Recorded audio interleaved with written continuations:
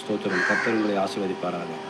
இந்த இந்த நாளில் வேத வசனமாகப்பட்டது பிலிப்பியர் 4 அதிகாரம் 19 வசனம். என் தேவன் தம்முடைய ஐஸ்வர்யத்தின்படியே உங்கள் குறைவெல்லாம் கிறிஸ்து இயேசுக்குள்ளே மகிமையிலே நிறைவாக்குவார். உங்களுக்கு இருக்கிற எல்லா குறைவும் கர்த்தராகிய இயேசு தாமே எல்லாவற்றையும் அதை குறைவை மாற்றி உங்களை ஆசீர்வதிப்பாராக.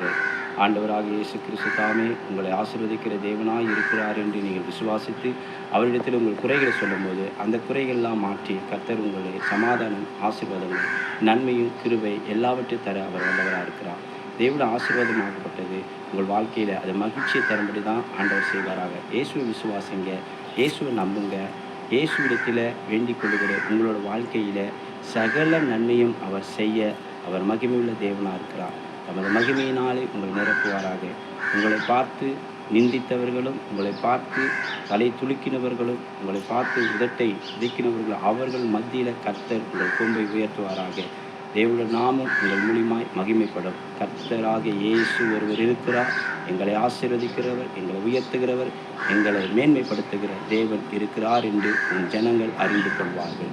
இயேசு கிறிஸ்து நாமத்தினாலே உங்களை ஆசீர்வதிக்கிறோம். எங்கள் ஜீவனில் நல்ல பிதாவே. ஆமென்.